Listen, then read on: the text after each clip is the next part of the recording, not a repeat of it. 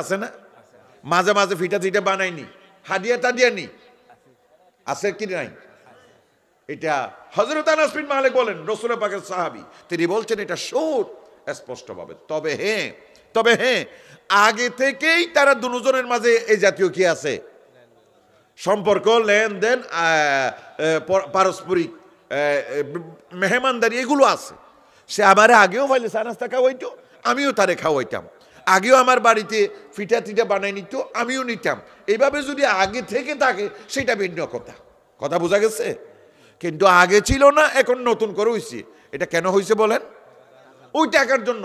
হযরত আনাস বিন মালিক রাদিয়াল্লাহু তাআলা আনহু বলেন এটা সুদ, এটা কি হয়ে যাবে? এবার আসেন আরেকটা উদাহরণ, তাও হযরত আনাস বিন মালিক রাদিয়াল্লাহু তাআলা আনহুর হাদিসে পাওয়া যায়। তিনি বলছেন এই রমজানে আমার কাছ থেকে 10,000, 20,000, 30,000 টাকা ধার নিয়েছে। এখন ওই টাকা দিয়া সে একটা রিক্সা কিনেছে অথবা সিএনজি কিনেছে। যাবার সময় আমাকে পাইছে, হুজুর উঠেন উঠেন উঠেন। আমি কি করলাম? তার সিএনজিতে বা তার রিক্সায় উঠলাম। অথবা আমার টাকা সে অন্য কাজে ব্যবহার করেছে, সে এখন নতুন অফিস বাজার থেকে কুটাখালী যাবে, অথবা কুটাখালী থেকে নতুন অফিস আসতেছে, এই ফাঁকে আমিও আসতেছি, হুজুর উঠেন উঠেন উঠেন। আমিও উঠলাম। নতুন অফিসে এসে কি করলাম? আমার ভাড়াটা সে দিতে দিল না, আমার ভাড়াটা সে দিতে দিল না। তবে হ্যাঁ এই অভ্যাস যদি আগে থেকে থাকে তাইলে ঠিক আছে। যদি দেখা যায় আগে ছিল না, এখন নতুন অভ্যাস, কথা বুঝতে পেরেছেন? তাইলে বুঝতে হবে টাকা পয়সা ধার নিয়েছে বিদায়, এই টাকা পয়সার কারণে সে আমাকে রিক্সা ভাড়া দিতে দিল না, সিএনজি ভাড়া দিতে দিল না। এইভাবে করে সে আমার টাকাগুলো বাঁচাই দিল। হযরত আনাস বিন মালিক রাদিয়াল্লাহু তাআলা আনহু বলেন এটা সুদ, এটা কি হয়ে গেছে? এবার আসেন আরেকটা, হাদিয়া, উপহার। বলে না উপহার, যে আমার কাছ থেকে 10-20 হাজার টাকা নিয়েছে, আর কিছুদিন পরে বলে যে হুজুর আপনার ছেলের জন্য আমি একটা সুন্দর কাপড় দেখছি মার্কেটে গিয়া, আমি কাপড়টা হঠাৎ আমার চোখে পড়ে গেছে, আপনার ছেলের জন্য নিছি। আমিও মনে মনে খুশি হইয়া একেবারে ছেলের ইয়া দিছি যে আমার এক বন্ধু যে তোমার জন্য উপহার দিস। কিন্তু এই অভ্যাসটা আগের অভ্যাস নয়, পুরানো অভ্যাস নয়। কি অভ্যাস বলেন? নতুন অভ্যাস। কি অভ্যাস? তাইলে এই অভ্যাস নতুন করে কেন তৈরি হলো? ওই টাকা পয়সা দান নেওয়ার কারণে, ঠিক কিনা বলেন? এইভাবে করে যদি একজন আরেকজনকে নাস্তা খাওয়ায়, উপহার দেয়, সোয়ারিতে তুলে, গাড়ি ঘোড়ায় তুলে, তারপরে ভাড়া দিতে দেয় না, ভাড়া নিজেই দিয়ে দেয়, এগুলো সুদের অন্তর্ভুক্ত হয়ে যাবে। এগুলো ইনডাইরেক্টলি সুদ হয়ে গেছে। কথা বুঝতে পেরেছেন? এই জন্য আমি কি করি জানেন? কাউকে যদি টাকা পয়সা ধার দিই, তখন থেকে আর তার চা খাওয়া টাকাও বন্ধ করে দিই। যদি সে বলে হুজুর চা খান, আমি বলি আমি খাওয়াবো। কিন্তু যেদিন সে টাকা পয়সা দিয়ে ফেলবে, আদায় করে দিবে, তারপর তার কাছ থেকে সে যদি খাওয়াইতে চাই খাই, কিন্তু তার আগে না, তার আগে না। কারণ সুদ থেকে বাঁচতে হবে, ঠিক কিনা বলেন? তাইলে সুদের কিছু নমুনা তো আপনারা পেয়েছেন, পান নাই? এবার আমরা আসি, এই সুদটা কত মারাত্মক। এই সুদের ব্যাপারে শুধু ইসলাম ধর্ম নয়, শুধু ইসলাম ধর্ম নয়, হিন্দু ধর্ম, খ্রিস্ট ধর্ম, বৌদ্ধ ধর্ম, পৃথিবীর সমস্ত ধর্ম এই সুদকে কি করেছে? ঘৃণা করেছে, হারাম করেছে। তাইলে আমাদের হিন্দু ভাইরা যে স্বর্ণের দোকান দিয়া তারা বড় সুদের ব্যবসা করে, মূলত এটা তাদের ব্রাহ্মণরা যদি জানে, তাদের ব্রাহ্মণ, হিন্দুদের মাঝে তো বড় জাত, ৬০ জাত আছে। এরা কয় জাত? ৬০ জাত। এখানে ব্রাহ্মণ, ক্ষত্রিয়, বৈশ্য, শূদ্র, এরা কয় জাত? সবচেয়ে উঁচু জাত হলো ব্রাহ্মণ, আর সবচেয়ে নিচু জাত হলো শূদ্র। এরা বলে কোন ব্রাহ্মণও যদি সুদের কারবার করে, ওই ব্রাহ্মণের সাথে আমরা শূদ্রের মতো একেবারে নিচু জাতের মতো আচরণ করি। কারা বলছে? হিন্দুরা। এরা যারা সুদ খায়, হিন্দুদের ব্রাহ্মণরা ওই সুদীদের, সুদকুটদের কোনো নাস্তা, পানি, ভাত কোনো কিছু তারা খায় না। তাহলে হিন্দু ধর্ম পর্যন্ত এটাকে ঘৃণা করে। বৌদ্ধ ধর্ম দেখলাম সেখানেও ঘৃণা করে। আমার সময় যেহেতু কম, আমি আর সেদিকে যেতে পারছি না। আমি এবার চলে যাচ্ছি আমাদের ইসলাম ধর্ম এই সুদের ব্যাপারে কি বলে। ইসলাম ধর্ম সুদের ব্যাপারে বলে এই সুদটা অত্যন্ত মারাত্মক। এটা মূলত সুদ উৎপত্তি হলো মুসা আলাইহিস সালামের যুগ থেকে। কোন যুগ? মুসা আলাইহিস সালামের যুগ থেকে পৃথিবীতে সুদের উৎপত্তিটা হয়েছে। আমরা কুরআন থেকে সেটার প্রমাণ পাই। আল্লাহ রাব্বুল আলামিন কুরআনুল কারীমের ভিতরে বলেন, ওয়া আখযিহিমুর রিবা ওয়া ক্বাদ নুহু আনহু ওয়া আকলিহিম আমওয়ালান নাসি বিল বাতিল ওয়া আ'তাদনা লিল কাফিরিনা মিনহুম আযাবান আলীমা।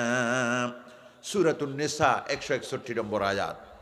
আল্লাহ রাব্বুল আলামিন সূরাতুন নিসার 161 নম্বর আয়াতে বলেন, ইহুদি জাতির উপর আমি আল্লাহ গজব দিয়েছিলাম। ইহুদি জাতের উপর আমি আল্লাহ একের পর এক গজব দিয়েছিলাম। তার পিছনে কারণ হলো এই ইহুদি জাতিকে আমি আল্লাহ রাব্বুল আলামিন সুদ খাইতে নিষেধ করেছিলাম। সুদের উপর আমি আল্লাহ তাআলা নিষেধাজ্ঞা দিয়েছিলাম। তারপরও তারা আমি আল্লাহর নিষেধাজ্ঞা না মেনে সুদের ব্যবসা করেছে, সুদের লেনদেন করেছে। এই ইহুদি জাতি মুসা আলাইহিস সালামের যুগে, কোন যুগে বলেন? আজ থেকে 5000 বছর আগের কথা। মুসা ইসলামের যুগ চলে গেছে আজ থেকে কয় হাজার বছর আগে। আজ থেকে 5000 বছর আগের কথা। সেই সময় থেকে সুদ এই মানব সমাজের প্রবেশ হয়েছে। আল্লাহ রাব্বুল আলামিন সেদিন মুসা আলাইহিস সালামের উম্মত ইহুদিদেরকে বলেছিলেন, তোমরা সুদ খাইও না। আমি আল্লাহ তোমাদেরকে নিষেধাজ্ঞা দিলাম, তোমরা সুদ খাইও না। এর পরেও তারা আল্লাহ রাব্বুল আলামিনের অর্ডার মানে নাই। তারা সে অবস্থায় সুদের ব্যবসা চালু করেছিল বিধায় আল্লাহ রাব্বুল আলামিন তাদের উপরে মারাত্মক গজব দিয়েছিলেন, একের পর এক গজব দিয়েছিলেন। তারা ধ্বংস হয়ে গিয়েছিল। সুতরাং আজও যদি এই সুদী সমাজ, এই সুদী অর্থনৈতিক ব্যবস্থা আমাদের সমাজে এইভাবে চলমান থাকে, আমাদের উপরেও আল্লাহ তাআলার গজব একের পর এক জারি হবে। ঠিক কিনা বলেন? এখন কি আমরা গজবের সম্মুখীন নই? এই তো করোনা এখনো বিদায় নেয় নাই। ঠিক কিনা বলেন? করোনা এখনো বিদায়, হঠাৎ করে দেখা যায় বিশ্বব্যাপী আরেকটা মহামারী রোগের আবির্ভাব ঘটতেছে। কি নাম বলেন তো? অনিক্রম। কি নাম? এইভাবে গজবের পর গজব আসতেই থাকবে যদি আমরা আল্লাহ তাআলার এই নিষেধাজ্ঞা অমান্য করে চলি। এই জন্য প্রিয় ভাইগণ, ইহুদি জাতের উপর আল্লাহর গজব যেভাবে নাজিল হয়েছিল সেইভাবে আমরা যদি আল্লাহ পাকের নিষেধাজ্ঞা না মানি, আমাদের উপরও গজব আসতেই পারে। ঠিক কিনা বলেন? এটা হলো সেই সময় থেকে শুরু হয়েছে। এরপরে আমার আল্লাহ রাব্বুল আলামিন সুদের ব্যাপারে, যারা সুদের লেনদেন করে, যারা সুদের ব্যবসা করে, দুনিয়ার টাকা পয়সা বৃদ্ধির আশায় যারা সুদের ব্যবসা করে, সুদের লেনদেন করে, আমার আল্লাহ রাব্বুল আলামিন কোরআনুল কারীমের ভিতরে বর্ণনা করছেন, আল্লাযীনা ইয়াকুলুনার রিবা লা ইয়াকুমুনা ইল্লা কামা ইয়াকুমুল্লাযী ইয়াতাখাব্বাতুহুশ শায়তানু মিনাল মাস যালিকা বিআন্নাহুম ক্বালু ইন্নামাল বাইউ মিসলুর রিবা। আল্লাহ রাব্বুল আলামিন বলেন, সুদের লেনদেন যারা করে, যারা সুদ দেয় এবং সুদ নেয়, সুদের দলিল লেখে, সুদের দলিলের সাক্ষী হয়, সুদের সাথে যারা জড়িত, কিয়ামতের দিন সমস্ত মানুষ যখন জমিন ফেটে উঠে যাবে কিয়ামতের ময়দানে, সমস্ত মানুষ আলাদা হয়ে এক শ্রেণীর মানুষের চরিত্র হবে আরেক ধরনের। এই মানুষগুলোর চেহারা হবে একেবারে পাগলের মতো। ফল হদুন চেহারা দিলে সিনা জানোবা, চোখ তুকি দিকে মিকা ইন্দি গালতু তালু তুলে সজরের চোখ তো একেবারে ইয়ে দিকে খেয়ালি খেয়ালি মিকা দেইটি এতে ফল দিয়ান বুঝা জানে না যায়, ইবা ফল বুঝা জানে চেহারা থেয়ে ইয়ে দিকে মিকা।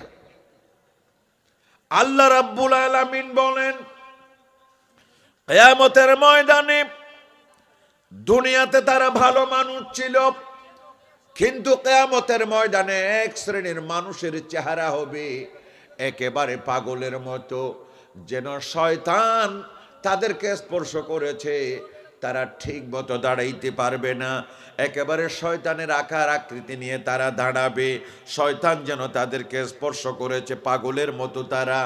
আমার আল্লাহ বলেন, যালিকা বিআন্নাহুম ক্বালু ইন্নামাল বাইউ মিসলুর রিবা। আমার আল্লাহ বলেন, কিয়ামতের দিন তাদেরকে আমি এই অবস্থা কেন করলাম? এই জন্যই করলাম, তারা বলতো ব্যবসা আর সুদ তো একই রকম, ব্যবসা আর সুদ তো একই রকম।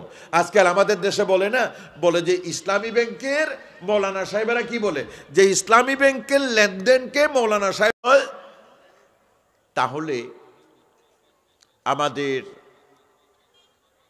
হারাম টাকা দিয়ে যেই লেখাপড়া আমরা করব, আল্লাহর দরবারে সেই লেখাপড়া কবুল হবে?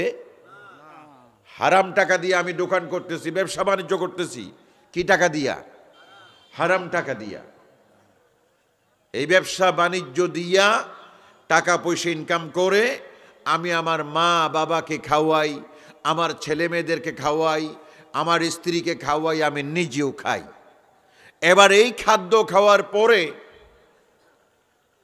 আমরা নামাজ পড়ি, রোজা রাখি, অনেকে ইবাদত করি, লেখাপড়া করি, অনেক কিছু করি, কোনোটাই আল্লাহর দরবারে কবুল হবে না। এই জন্য আমাদের লেখাপড়া আল্লাহর দরবারে কবুল হোক, আমাদের নামাজ, রোজা, হজ, যাকাত সবগুলো আল্লাহর দরবারে কবুল হোক। এই ইবাদত কবুলের মাধ্যমে আমরা আল্লাহকে পাই, আমরা আল্লাহকে খুশি করতে চাই। এটা আমরা সকলে চাই কিনা? চাই কিনা? আমরা চাই না? আমাদের নামাজ আল্লাহর দরবারে যদি কবুল হয়, এই নামাজের ওসিলায় আল্লাহ তাআলা আমাকে জান্নাত দিবেন, ঠিক কিনা? এই জন্যই তো নামাজ পড়ি, ঠিক না? আজকে মাহফিলে আসলাম, মাহফিলে এসে আমরা কোরআন থেকে আলোচনা শুনতেছি, কিন্তু এই মাহফিল টাকা ছাড়া হয় নাই, ঠিক কিনা বলেন? এখন এক ভাই এই মাহফিলে টাকা দিয়েছেন, মনে মনে নিয়ত করেছেন কি, এই টাকার বিনিময়ে, এই টাকার ওসিলায় আল্লাহ তাআলা আমার আমলনামায় সওয়াব দিবেন। কিয়ামতের ময়দানে মুসিবতের সময় অন্তত কোরআনের মাহফিলে টাকা দিয়েছে, এই জন্য আল্লাহর কোরআন আমার জন্য সুপারিশ করবে, এই আশাই তো আমরা দিয়েছি, ঠিক কিনা? খুঁটাখালী থেকে আসার সময় আমাকেও আমার এক ভাইফুত ঢাকায় ক্রিকেট খেলে, তার জন্য 500 টাকা দিয়েছে তার বড় ভাই এই মাহফিলে দেওয়ার জন্য। বলছেন যে আমার ছোট ভাইয়ের জন্য একটু দোয়া করতে হবে, 500 টাকা দিয়েছে, আমার পকেটে আসছে। হারুন নামক একটা ছেলে, তার জীবনের উন্নতির জন্য তার বড় ভাই দিয়েছে। তো যাই হোক, সকলের একটা আশা উদ্দেশ্য নিয়ে তো এই কাজটা করে না করে। তাইলে আমাদের আশা পূরণ হবে কখন? আমাদের ইবাদত পূরণ করে আল্লাহ আমাদেরকে জান্নাত দিবেন, যে আমার হজ আল্লাহ কবুল করবেন, আমার রোজা আল্লাহ কবুল করবেন, আমার কোরআন তেলাওয়াত আল্লাহ কবুল করবেন, আমার দান সদকা আল্লাহ কবুল করবেন। এই আশাই তো আমরা আমাদের যাবতীয় ইবাদত করি, ঠিক কিনা? কিন্তু এই আশা পূরণ হওয়ার জন্য অন্যতম শর্ত হলো আমার ইনকাম, আমার রুজি রোজগার, যে ইনকাম দিয়ে আমি জীবন পরিচালনা করি, যে ইনকাম দিয়ে আমি কাপড় কিনি, এই কাপড় পরে আবার নামাজ আদায় করি, যে ইনকাম দিয়ে আমি বইপত্র কিনবো, এই বইপত্র আবার আমি লেখাপড়া করব, যে ইনকাম দিয়া খাদ্য বাজার সাজার করে আমার পেটে দিব, জীবন চালাবো, আবার ওই খাদ্যকে আমি ইবাদত করব, এই ইনকামটা, এই রুজি রোজগারটা হালাল হওয়া মুমিনের জন্য অন্যতম শর্ত, ঠিক কিনা বলেন? আমার রুজি রোজগার যদি হালাল না হয়, আমার পেটে যা দিচ্ছি, মুখ দিয়া যা পরিপূর্ণ করছি, এগুলো কি হতে হবে? হালাল হতে হবে। এগুলো যদি হালাল না হয়, আমার রুজি রোজগার যদি অপবিত্র হয়, আমার এই রুজি রোজগার যদি সুদের টাকা দিয়া, ঘুষের টাকা দিয়া, আরেকজনের আত্মসাৎ করা টাকা দিয়া, চুরি করা টাকা, ডাকাতি করা টাকা, ইয়াবা বিক্রয়ের টাকা, মদ গাঁজা বিক্রয়ের টাকা, জুয়া খেলার টাকা, মানুষের সম্পদ নষ্ট করার টাকা, দুঃখাবাজি করার টাকা, এই টাকা যদি আমার পেটের ভিতরে ঢুকে, এই টাকা দিয়া যদি আমি ইবাদত করি, এই টাকা দিয়া যদি আমি হজ করি, এই টাকা দিয়া যদি আমি মাহফিলে দান সদকা করি, কোনোটাই আল্লাহর দরবারে কবুল হবে না। এই জন্য আমাদের ইনকাম, আমাদের রুজি রোজগার একেবারে হালাল, 100% হালাল, ফ্রেশ হওয়া, এটা ইমানের অন্যতম দাবি। কথা কি বুঝতে পেরেছেন? কি কথা বুঝতে পেরেছেন? তো এই জন্য